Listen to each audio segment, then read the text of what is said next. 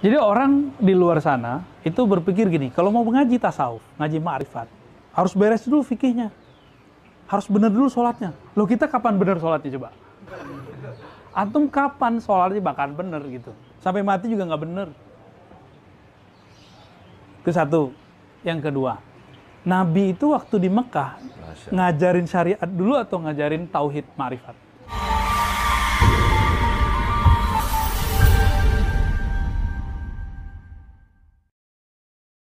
Ya, kalau menuju marifat, Iya. haruskah kita melewati syariat, tarikat, hakikat, marifat? Kudu begini atau suka-suka Allah? Hapus. Rukso lagi ya? Oktober dik. Masya Allah. 3 kali nego tetap Oktober. Yeah. Jadi lebih tinggi dan lebih tinggi lagi memperdalam kedalaman di mana Allah memiliki ridho di situ. Betul. Betul. Betul banget. Sohih banget. 101. Mungkin satu. Karena banyak sekali ledekan gitu ya, ejekan. Nggak mungkin lo dapat marifat sebelum syariat lo benar. Nggak begitu. Nggak begitu ya? Nggak. Salah ngaji kali saya dulu.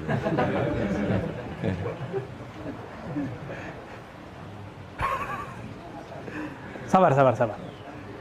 Jadi orang di luar sana itu berpikir gini, kalau mau ngaji tasawuf, ngaji ma'rifat, harus beres dulu fikihnya. Harus benar dulu sholatnya. Loh, kita kapan benar sholatnya coba? Antum kapan sholatnya bahkan benar gitu? Sampai mati juga nggak benar. Itu satu. Yang kedua, Nabi itu waktu di Mekah ngajarin syariat dulu atau ngajarin tauhid ma'rifat? Tauhid tuh. Qul huwallahu ahad turunnya di Mekah kan? Ya enggak? Jadi ayat-ayat Makki, ini kalau orang barat aja udah neliti. Ayat-ayat yang turun di Mekah itu isinya tentang tauhid ma'rifatullah. Ajib itu. Jadi mereka suruh kumpulin semuanya.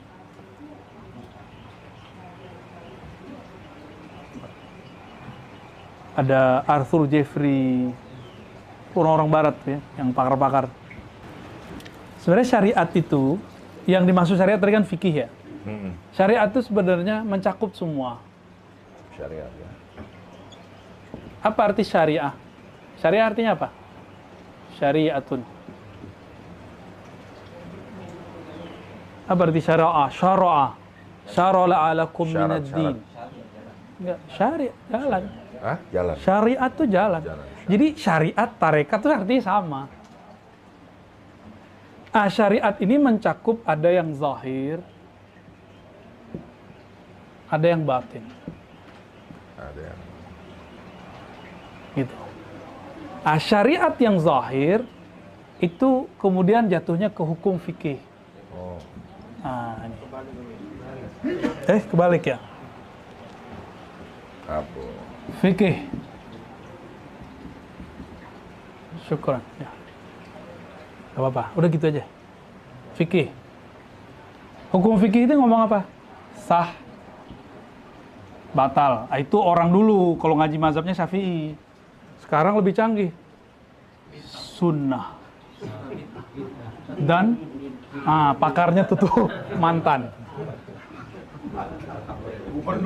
Gubernur lagi. Jadi sekarang orang nanya, apa kata kunci di sini? Mana dalilnya? Kalau orang dulu cuma nanya, Ustadz bolehkah begini ya kan? Jadi enakan jadi orang dulu. Jadi Ustadz sekarang repot nyari dalil. Untung kita digedor-gedor sama guru kita kan. Kalau nyebutin satu perkara, aneh kalau nggak nyebutin dalil, wah itu bisa dirobek-robek tuh kertas kita. Nyebutin dalil nggak boleh. Ya Syekh, ya Sidi Syekh. Saya bawa dulu teks nih.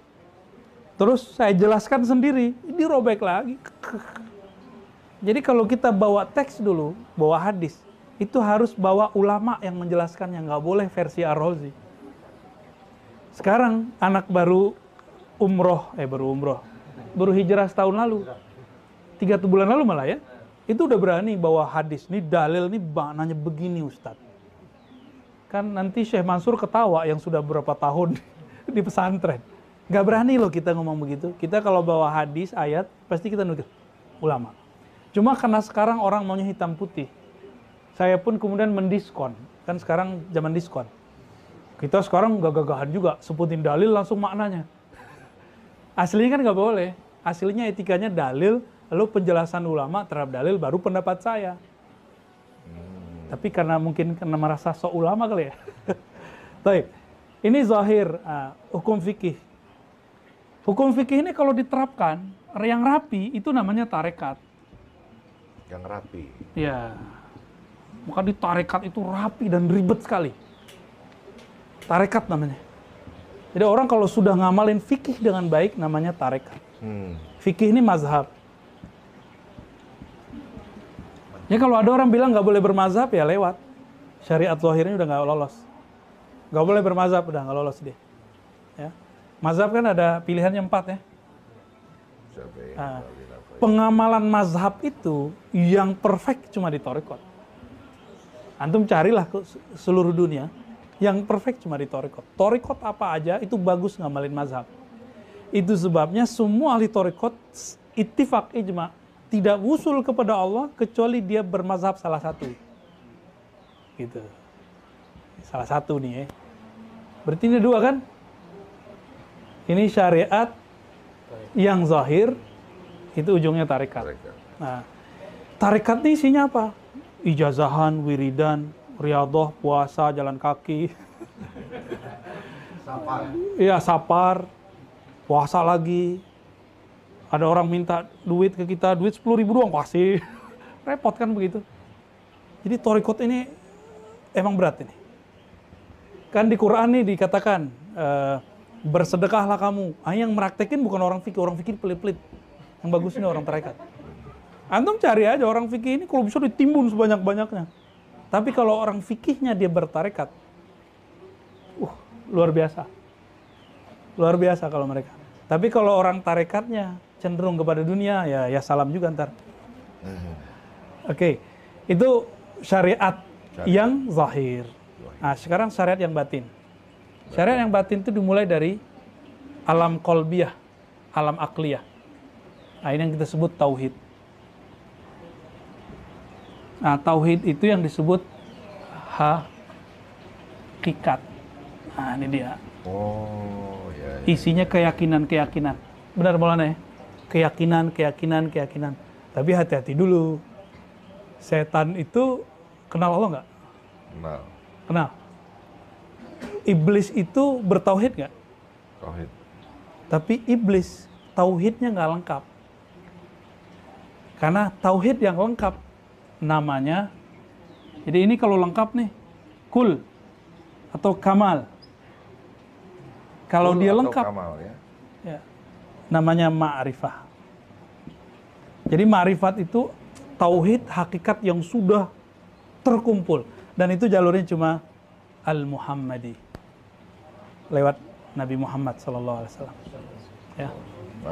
Nah, jadi kita mau mulai dari mana nih? Antum mau duluan sholat 5 waktu atau kenal dulu yang disembah? Mau nyembah yang nggak dikenal? Beban, capek. Itu sebabnya bangun subuh susah. Karena belum kenal mana yang disembah. Ya kan? Mau sholat isya berat. Waduh, berat nih. Apalagi lagi asik main handphone kan? Itu berat. Kenapa? Belum kenal siapa yang disembah. Coba, karena teman-teman kenal dengan abadi, kalau beliau manggil gimana? Pada datang kan? Iya. Kalau nggak kenal, oh besok ya Maulana Abad, ya gitu doang. Jadi nggak kenal. Tapi kalau kenal, aneh kenal khutbahnya dibatalin. Ya kan? Orang kemana aja kita batalin. Kenal dikit, semoga kenalnya tambah banyak. Amin. Ya. Sok kenal, tapi semoga dengan bimbingan beliau tambah kenal gitu ya. Amin. Jadi mau mulai dari mana nih Bang? Bagusnya mulai dari mana? Itulah yang orang lupa. Wa ma khalaqtul jinna wal insa illa liya'budun. Boleh ditulis gak ayatnya Sidi Musa? Tulisannya jelek soalnya. Tulisan itu lebih jelek lagi kali. Barzaki. Buya Barzaki di atas. ayatnya. Ini dalil ma'rifat. Surat Zariyat. Ayat berapa itu? 56. Ya. Jinna.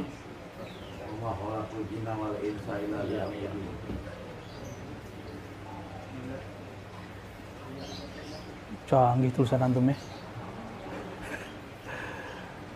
Itu khot apa itu? Rika sama Ciputat. Khot MPA ini kayaknya nih. Khalaqtul jinna wal insa illa liya'budun. Ini ya. Yes. Baik, jazakallah khair. Coba, tidaklah aku ciptakan jin ya. Ma di sini tidak. Tidaklah aku ciptakan jin dan manusia kecuali ya'budun. Kalau orang ahli fikih nerjemahin ya'budun itu ritual. Sholat, makanya orang-orang tua-tua dulu kan kalau mesenin anak, nah jangan lupa sholat ya. Gitu kan? Benar nggak? Secara fikih benar. Tapi kalau orang ahli ma'rifat nggak gitu. Nah jangan lupa Allah ya, gitu yang benar. Mungkin nggak saya, ya abudun itu kan kalau bahasa Melayunya sembah. Sembah itu artinya hormat. Bang Dik gak kenal saya, mungkin gak respect sama saya. Enggak. Pertama ketemu aja langsung, oh kayaknya yang di YouTube nih, ya kan? Ini tontonan istri gua nih. Karena kenal, jadi connect. Coba gak kenal, respect gak sama saya? Saya juga gak respect sama Bang Dik kali kalau gak kenal. Sama. Nah, itu yang saya ceritakan. Jadi saya ngajar di satu kampus, karena muka kita muka-muka S1 ya. Muka-muka S1, saya ngaku S1, S2 orang pasti percaya. Masih mahasiswa lah. Dia nggak tahu kalau kita dosen S3. Si satpam ini, ada 2 satpam. Saya parkir di situ, cuma pas keluar saya pakai sarung, kaget ya. Loh, ke kampus kok pakai sarung? Yang pertama nanya, mau kemana Pak? Mau ketemu teman saya Pak Direktur. Oh oke. Keluar, nyampe di belakang mobil, datang lagi satu, kamu mau kemana? Gitu. Waduh, kaget saya. Hari mau Jumat, kita mau khutbah, di samping itu ada masjid. Kamu tahu nggak siapa saya? Saya nanya pelan-pelan aja, kamu tahu nggak siapa saya? Nggak tahu. Saya dosen S3 di sini. Oh langsung disenyum, ampun. mohon maaf Pak. Kayak gitu. Jadi saya nggak akan respect sama orang kalau saya nggak kenal. Jadi kenapa kita ini nggak pernah menghargai Allah? Karena kita nggak kenal Allah. Gitu. Nggak menghargai Allah itu kan menyebut dirinya anad dahru. Aku itu dahr, time. Jadi Allah membahasakan dirinya dengan waktu. Maka menghina waktu, menghina Allah. Bilang, kok saya hidup zaman sekarang, itu menghina Allah itu. Jadi jangan ngomong begitu. Itu udah takdir Allah ke kita. Tapi kan waktu bisa diminta cepat kan tadi? Oktober. Jadi Allah, kita itu nggak menghormati waktu. Enggak, jadi Allah apa? Allah adalah waktu. Anad dahar, aku adalah sang waktu. Wah, keren. Itu. Itu makanya banyak surat. Tapi bukan waktu kecil ya. Bukan W, tapi W besar. Itu makanya banyak surat Al-Fajr, Wadduha, Wal Asri. Dia juga itu. Demi aku yang bermanifest di waktu pagi, yang mengenalkan diriku di waktu sore, di waktu asar. Wah, Gitu. keren. Nggak kenal Allah waktu subuh, Allah kenalin di waktu syuruk. Nggak kenal di waktu duha. Masya Allah. Itu tegur-teguran semua. Astagfirullah. Sok tahu aneh. Masya Allah, Masya Allah. Ya kalau konser kita udah tepuk tangan nih. Ya? Masya Allah, terjawab nih semuanya, banyak rahasia-rahasia. Masya Allah, Masya Allah. Berkah guru kita Maulana Abad.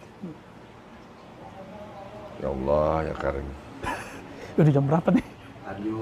Lanjut. Lanjut bacanya apa? Lanjut pertanyaannya. Dibaca dulu aja. Mana kitab aneh ini? Tadi itu di Bismillahirrahmanirrahim. Hikmah nomor 125. Idza arada ayuzhira fadlahu 'alaika khalaqa wa nasaba ilaika. apabila dia menginginkan untuk memperlihatkan, menzahirkan karunia-Nya kepadamu, maka dia menjadikan dan menisbatkan itu kepadamu, menisbatkan karunia itu. Kalau di surah Al-Mu'minun itu qad aflahal. Jadi Allah itu kalau ingin membalasi kita dengan sholat, maka Allah menyebut sholatihim. Boleh Kang dihapuskan? Nggak disebutin pahalanya. Sholat itu pahalanya nikah sama 70 bidadari. Kurang banyak. Nggak itu. Jadi orang itu dapat pahala ketika Allah sebutkan hadiah gerakan yang aku gerakkan di tubuhmu itu sebagai milikmu. Kan kita nyebut inna sholati wa nusuki wa mahyaya wa mati lillah. Sholatku ya Allah, ini milikmu. Sekarang Allah terima, lalu dikembaliin ke kita. Allah kan gak butuh sholat kita. Allah butuh sholat gak? Maka di ayat keberapa itu? Qad aflahal mu'minun alladzina hum, ayat kedua, fi sholatihim. Sholatihim.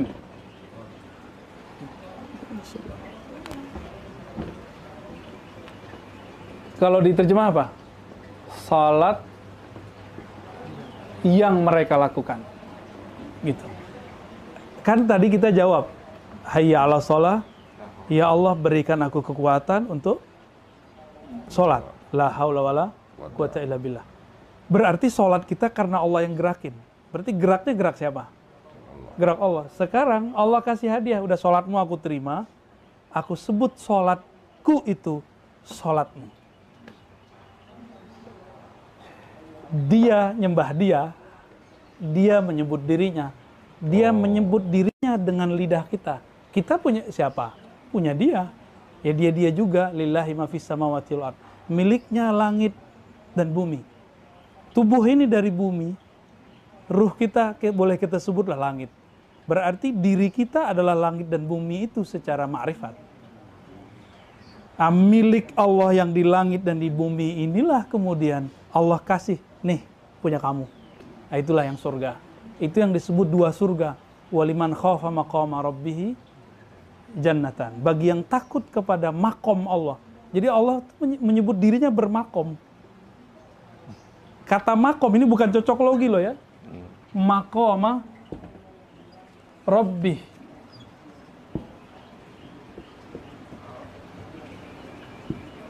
Makomnya Allah apa arti makom? Bukan kuburan. Makom kan tempat berdiri, tempat kemuliaan. Sholat kalimatnya apa? Aqim, qiyam, qom, makom. Maka disebut tempat Nabi Ibrahim berdiri itu makom Ibrahim. Nah, itu penandaan-penandaan ilahiyah itu yang ada kepada Sayyidina Ibrahim. Itu sebabnya. Apa bedanya? Saya sholat ada bekasnya. Nabi Ibrahim ada bekasnya. Bedanya apa? Nah, itu dia. Makomnya waliman khafa maqama rabbih. Itu yang mana ya?